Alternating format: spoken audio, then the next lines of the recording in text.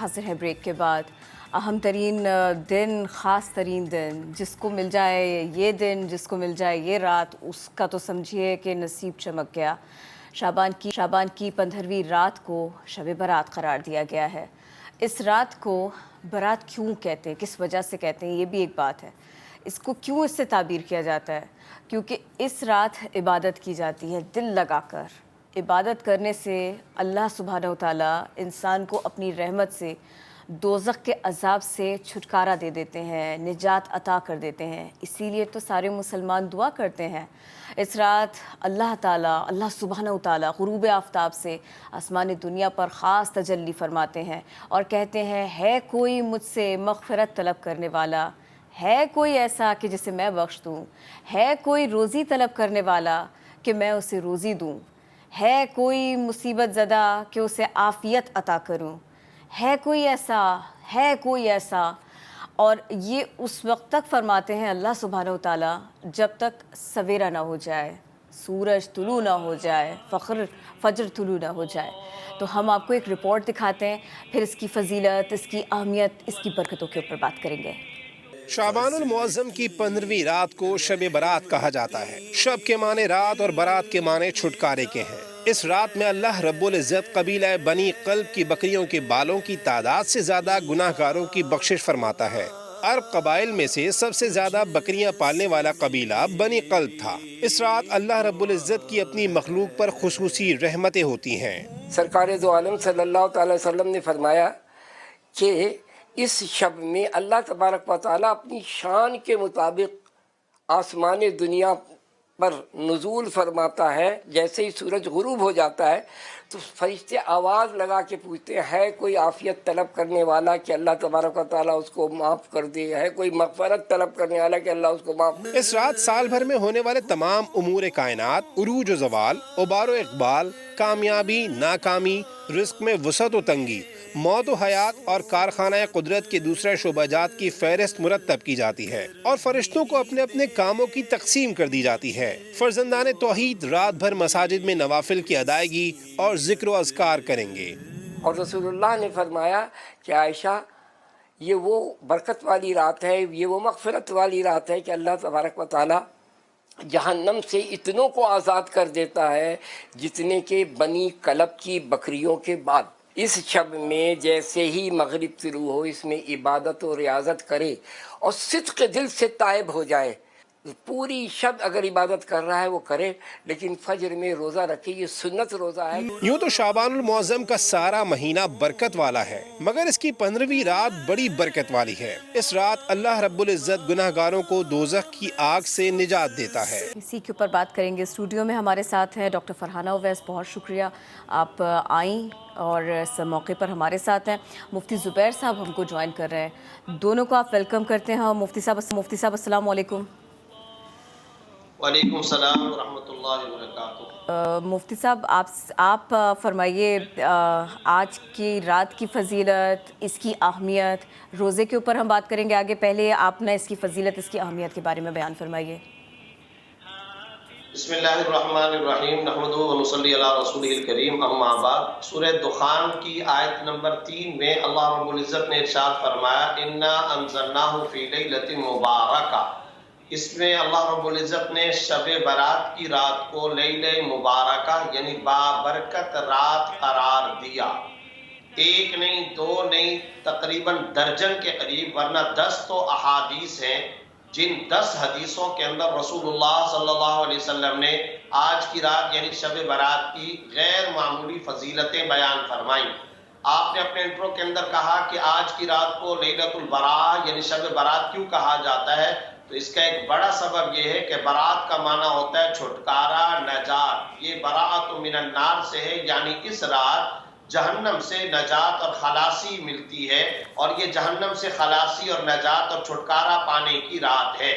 بیہقی کے اندر یہ روایت موجود ہے، رسول اللہ صلی اللہ علیہ وسلم نے یہ ارشاد فرمایا، اور اس زمانے کا ایک محاورہ یہ ہوتا تھا کہ لوگ جب کسی چیز کی کثرت کو بیان کرتے تھے کہ مثلا فلاں آدمی کے پاس مال زیادہ ہے، فلاں آدمی کے پاس خاندان بڑا ہے، تو کثرت کو بیان کرنے کے لیے ایک مخصوص قبیلہ ہوتا تھا، اس کا نام تھا قبیلہ بنو کلب۔ جب وہ قبیلہ بڑا تھا تو اس کے جانور مویشی بکریاں بھی اس کے ہوتی تھیں. رسول اللہ صلی اللہ علیہ وسلم نے اس عرب کے محاورے کو اور ان قبائل کے پس منظر کو سامنے رکھتے ہوئے یہ بات ارشاد فرمائی کہ آج کی رات اللہ رب العزت اتنے انسانوں کو جہنم سے خلاصی اور نجات عطا فرماتا ہے جتنا قبیلہ بنو کلب کی بکریوں کے جسموں پر بال ہیں. اب یہاں قابل غور علمی نقطہ یہ ہے کہ محاورے میں قبیلہ بنو کلب کی بکریوں کا بیان کیا جاتا تھا، مگر رسول اللہ صلی اللہ علیہ وسلم نے اللہ کی سخاوت، بخشش اور عنایت اور رحمت و شفقت خداوندی کو بیان کرنے کے لیے نہ صرف یہ کہ بکریوں کا تذکرہ فرمایا بلکہ ان بکریوں کے جسموں پر جو بال ہیں ان سے بھی زیادہ اللہ رب العزت اس رات میں لوگوں کی بخشش کا فیصلہ اور اعلان کرتا ہے. اس رات کو لیلۃ الصق یعنی دستاویز کی رات بھی حدیث کی اور فقہا کی کتابوں کے اندر کہا گیا. کیوں؟ اس لیے کہ اس میں عمروں کا رزق اتارے جانے کا فیصلہ بھی ہوتا ہے. عبادت کی رات ہے، اعلیٰ درجے کی نیکی کی رات ہے، دعا کی رات ہے. 5 راتوں کے اندر دعائیں رد نہیں ہوتی. ان میں خاص طور پر یہ آج کی شب برات والی رات بھی ہے اور 5 راتیں 2 عیدین والی راتیں، شب قدر کی رات، 15 شعبان کی رات اس کے اندر شامل ہے. تو آج دعا کا اہتمام کرنا چاہیے، نوافل کا اہتمام کرنا چاہیے، تلاوت کا اہتمام کرنا چاہیے. پلس آپ کی اجازت سے میں ایک اور اہم بات ذکر کرنا چاہتا ہوں، وہ یہ ہے یقیناً یہ ساری فضیلتیں اپنی جگہ پر، مگر سب سے پہلے ہمیں جو کام کرنا ہے وہ یہ کہ جو فہرست مختلف احادیث کے اندر رسول اللہ صلی اللہ علیہ وسلم نے ان گناہگاروں کی بیان فرمائی جن کی آج کی رات کے اندر بھی بخشش نہیں ہوتی، ہم ذرا اپنا محاسبہ، تجزیہ اور جائزہ لیں، اپنی انویسٹیگیشن کریں. کہیں ہم اس فہرست میں تو شامل نہیں ہیں. وہ فہرست کون سے لوگ ہیں، وہ لوگ کون کون سے ہیں؟ یہ ہے بڑا قابل غور نقطہ. والدین کا نافرمان، اسی طرح رشتے ناطے توڑنے والا، اسی طرح کینہ رکھنے والا، اللہ بچائے ڈرنکنگ کرنے والا یعنی شراب کا عادی، شلوار کو ٹخنوں سے نیچے رکھنے والا، بدکاری کا عادی، شرک کرنے والا، والدین کے حقوق کو تلف کرنے والا. اب ہماری پوری سوسائٹی، ہر مسلمان، پورے سماج کے ہر انسان کو اس بات پر غور کرنا چاہیے، کہیں میں ماں باپ کی نافرمانی کا مرتکب تو نہیں ہوں، کہیں میں رشتے ناطے توڑتا تو نہیں ہوں، میرے دل میں کینہ، حسد، بغض تو نہیں ہے. آج کی رات کینہ، حسد اور بغض سے اپنے آپ کو صاف کر دیا جائے، ماں باپ سے معافی طلبی کر لی جائے، رشتے ناتوں سے اگر ہم نے بائیکاٹ کیا ہوا ہے اس بائیکاٹ کو ختم کر، رشتے ناتوں کو تجدید کی جائے، ان کو دوبارہ سے جوڑا جائے. اس فہرست سے پہلی فرصت میں اپنے آپ کو نکالنا چاہیے. نوافل، ذکر، تلاوت بعد کی بات ہے، مگر ان گناہوں سے بچنا یہ پہلا فریضہ ہے جس کا آج کی رات ہمیں عزم کرنا چاہیے. اور اسی لیے ایسا ہوتا بھی ہے کہ لوگ اپنے رشتہ داروں میں جاتے ہیں، محلے میں جاتے ہیں. مفتی صاحب میں آؤں گی آپ کے پاس میں. ڈاکٹر صاحب آپ فرمائیے، وہ اللہ کی شان کے اللہ سبحانہ و تعالیٰ ہمارے گناہوں کو بخشیں اور یہ اس کا خاص موقع ہے. بسم اللہ الرحمن الرحیم. حضرت اسامہ رضی اللہ تعالیٰ عنہ سے روایت ہے کہ رسول کریم صلی اللہ علیہ وآلہ وسلم نے فرمایا کہ 2 عظمت والے مہینوں کے درمیان یعنی رجب اور رمضان کے درمیان ایک ایسا بابرکت مہینہ ہے جس کی اہمیت سے لوگ واقف نہیں ہیں، کیونکہ یہ وہ مہینہ ہے جس میں 15ویں شب کو لوگوں کے اعمال پیش کیے جاتے ہیں، یعنی گزشتہ پورے سال کے جو اعمال ہیں آپ کے وہ پیش کیے جاتے ہیں اور آئندہ آنے والے جو معاملات ہیں وہ لکھ دیے جاتے ہیں. یعنی رسول کریم صلی اللہ علیہ وسلم نے اس کی وضاحت فرمائی کہ آئندہ سال میں کون کون پیدا ہونے والا ہے وہ لکھ دیا جاتا ہے اور کون کون انتقال کر جائے گا وہ لکھ دیا جاتا ہے. آئندہ سال میں کس کو کیا ملنے والا ہے، کیا روزی ملے گی وہ لکھ دیا جاتا ہے. اس لیے بزرگ کہتے ہیں کہ اس رات کو خاص طور سے توبہ اور استغفار کے ساتھ جو ہے وہ گزارا جائے، کیونکہ یہ جیسے کہ اس کی شب کا نام ہی یہی ہے، شب برات یعنی نجات والی رات. تو ہم نجات تبھی حاصل کریں گے جب ہم اپنا محاسبہ کرتے ہوئے، جیسا کہ مفتی صاحب نے بڑا خوبصورتی سے اس کو بیان فرمایا کہ سب سے پہلے ہم اپنا محاسبہ کریں اور توبہ کریں اللہ تعالیٰ کے حضور. اور صرف توبہ اللہ کے حضور نہیں کافی ہوگی جب تک کہ ہم اپنے ان لوگوں سے جو کہ جن سے ہم قطع تعلق ہوئے ہوئے ہیں ان سے معافی مانگ کر ان کے ساتھ ان رشتوں کو دوبارہ سے قائم نہیں کر لیتے. تو اس لیے ضروری ہے کہ ہم اس کی اہمیت کو سمجھیں اور اس کے بعد ہم اپنا محاسبہ کرتے ہوئے ان خامیوں کو دور کرنے کے بعد اللہ تعالیٰ کے حضور توبہ کریں کہ آئندہ سے ہم ان برے اعمال کو نہیں دہرائیں گے، تو پھر ہم اگر توبہ کرتے ہیں تو وہ توبہ قبول ہوگی۔ اور ویسے تو رسول پاک صلی اللہ علیہ وآلہ وسلم نے اس کی بہت ساری فضیلتیں بتائی ہیں، جیسے مفتی صاحب نے کہا کہ مغفرت ہوتی ہے، بخشش ہوتی ہے، لیکن جن لوگوں کا ابھی آپ نے خصوصی طور پر ذکر سنا کہ وہ لوگ جو کافر ہیں یعنی مشرک ہیں، اللہ کے ساتھ کسی کو شریک ٹھہراتے ہیں، وہ جو والدین کے نافرمان ہیں، وہ جو شراب پینے والے ہیں، وہ جو کینہ اور بغض رکھنے والے ہیں، یعنی اپنے دلوں کو پاک کرنا جو ہے وہ بے انتہا اہم ہے۔ اگر آپ اپنے دل کو پاک نہیں کرتے، اپنے ذہن کو پاک نہیں کرتے کینہ اور بغض سے کہ آپ کے دل میں کسی کے لیے برائی ہے، یا آپ یہ سوچتے ہیں کہ مجھے موقع ملے گا تو میں اسے نقصان پہنچائے بغیر نہیں چھوڑوں گا، تو جب آپ یہ سوچ لے کے آگے بڑھے ہوتے ہیں تو آپ کی توبہ قبول نہیں ہو رہی ہوتی، اور یہ موقع بھی ہاتھ سے جاتا ہے۔ مفتی صاحب، ہمیں توبہ کرنی ہے، ہمیں اپنے دلوں کو صاف کرنا ہے، آج کے دن یہ تو کرنا ہے۔ اب ہمارے نا چلن سا بن گیا ہے، اس رات کو خاص طور پر لوگ اس میں ایسا کرتے ہیں کہ یہ خوشی کی رات ہے، پٹاخے بہت زیادہ، شور بہت زیادہ کرتے ہیں، قبرستان جاتے ہیں بہت زیادہ، وہاں پر موم بتی جلانا، اگربتی جلانا، کچھ اس طرح کی چیزیں بھی کرتے ہیں۔ اس کے اوپر بھی میں نے دیکھا آج کل کہ بہت زیادہ بحث ہو رہی ہے، آپ تھوڑا سا اس پہ کلیئرٹی دیجئے، آپ اس کے بارے میں کیا فرماتے ہیں؟ دیکھیں، سب سے پہلی بات تو یہ ہے کہ یہ جو آتش بازی ہے، پٹاخے جلانا اور اسی طرح شور شرابہ کرنا، ظاہر سی بات ہے کہ اس کو تو تمام اسکول آف تھاٹ ریجیکٹ کرتے ہیں، حرام ہے، ناجائز ہے، فضول کی یہ باتیں ہیں۔ اور جیسا کہ ابھی پوری گفتگو یہ بات آئی کہ ذکر کرنا چاہیے، تلاوت کا اہتمام کرنا چاہیے، توبہ استغفار کا اہتمام کرنا چاہیے، دلوں کو پاک کرنا چاہیے، نمازوں کا اہتمام کرنا چاہیے، فضیلتیں حاصل کرنی چاہیے۔ اس کے بجائے شیطان لگا دیتا ہے آتش بازی میں، فائرنگ کے اندر، پٹاخے جلانے میں۔ یہ تو بالکل فضول ہے، بیکار ہے، غلط ہے، ناجائز ہے، حرام ہے، اس سے بچنا ضروری ہے۔ البتہ جہاں قبرستان کی بات ہے تو ایک روایت کے اندر اس رات کو رسول اللہ صلی اللہ علیہ وسلم سے بقیع کے قبرستان میں جانا ثابت ہے، مگر پورے ذخیرے حدیث میں وہ ایک حدیث ہے۔ لہٰذا اگر کوئی شخص اپنی پوری زندگی میں ایک مرتبہ کسی شب برات میں قبرستان چلا جائے تو بالکل ٹھیک ہے، اس میں کوئی حرج کی بات نہیں ہے، گویا اس نے ایک مرتبہ کی سنت پر عمل کر دیا۔ لیکن اس رات کا جو مغز ہے، جو اس کی روح ہے، جو فلسفہ ہے، جیسے ابھی بہن نے بھی کہا تھا، پہلا کام جو میں آج آپ کی توسط سے ناظرین و سامعین کی خدمت میں ذکر کرنا چاہتا ہوں کہ ہم توبہ کر لیں، توبہ، استغفار، معافی، اللہ سے اپنے گناہوں کی معافی، رجوع اللہ، پہلا کام یہ۔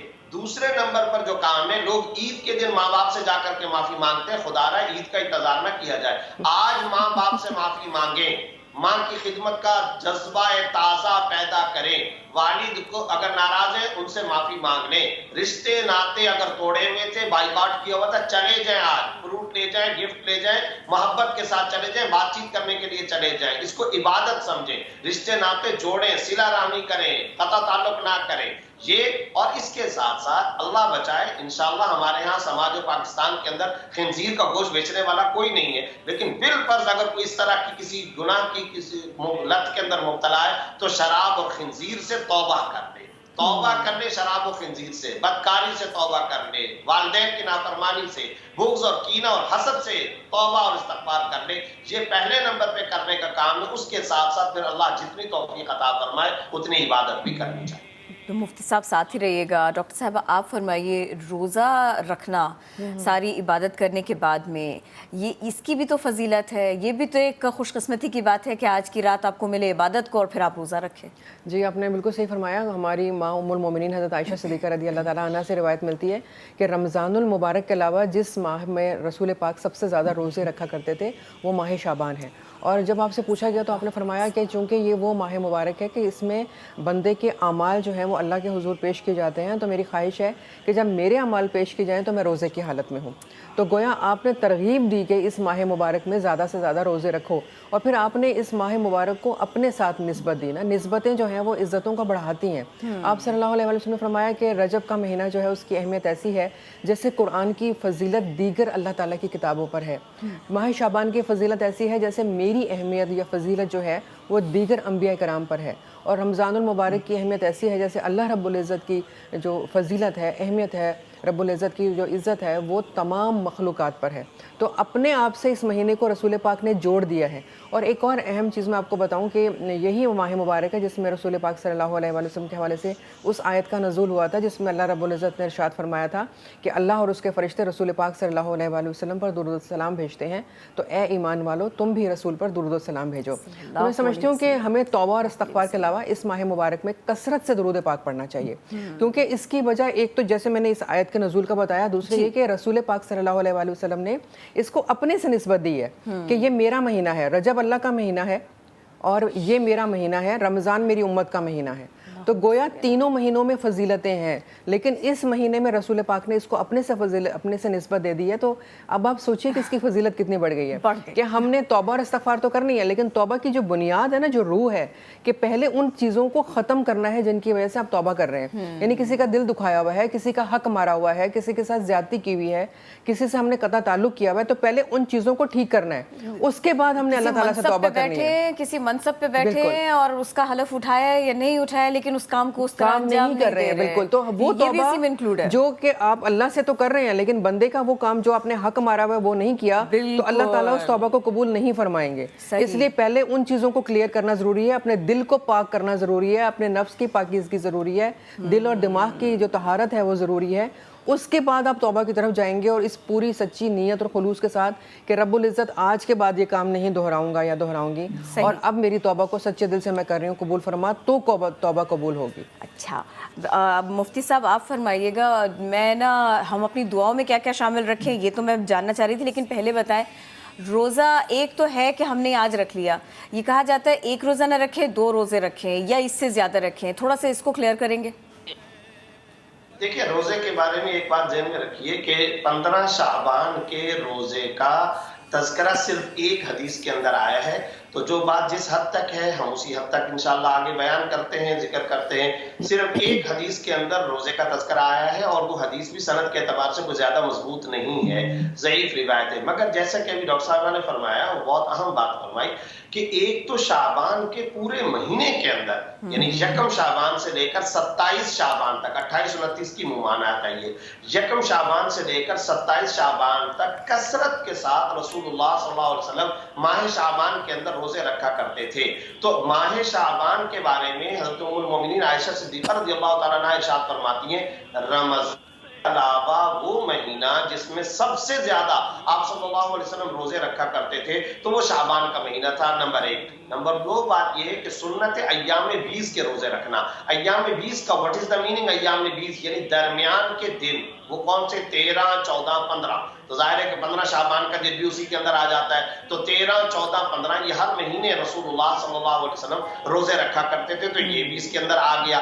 تیسرے نمبر پر بات یہ ہے کہ یہ اہم نقطہ سمجھنا چاہیے، رات کی فضیلت زیادہ ہے بنسبت اگلے دن روزہ رکھنے کے، کیونکہ رات کی فضیلتوں کے بارے میں نے ذکر کیا کہ 10 حدیثیں آئی ہوئی ہیں، اگرچہ ان میں بعض سند کے اعتبار سے کمزور ہے مگر ایک کی دوسرے کے ساتھ تائید ہوتی ہے. تو رات کی فضیلت بہت زیادہ ہے، اس کو خاص طور پر سمجھنا چاہیے. اور کنکلوڈ کرنے سے پہلے پروگرام ناقص ہوگا، ہماری بہن نے جس بات کی طرف اشارہ کیا میں اس کا خاص طور پہ خلاصہ ضرور ذکر کرنا چاہتا ہوں. آپ ایک نقطے پر غور کیوں نہیں کر رہی؟ وہ ضرور ہم سب کو غور کرنا چاہیے، پورے سماج اور سوسائٹی کو.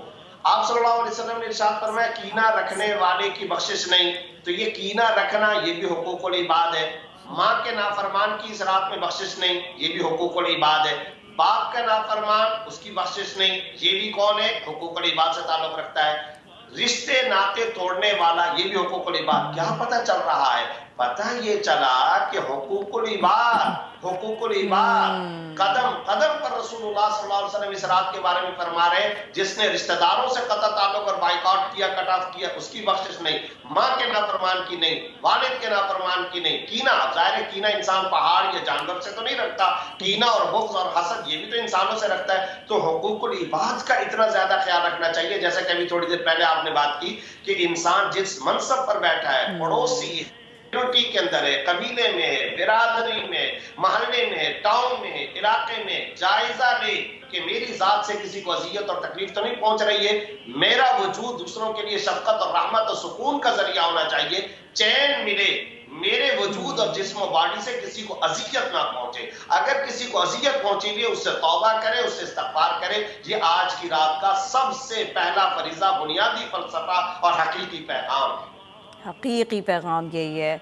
मुफ्ती साहब बहुत शुक्रिया डॉक्टर साहिबा आपका भी इस अहम मौजू पर आप हमारे तो नया दिन के नाज़रीन दुआएं करें तो हमें भी याद रखें, हम भी ऐसी ही कोशिश करेंगे।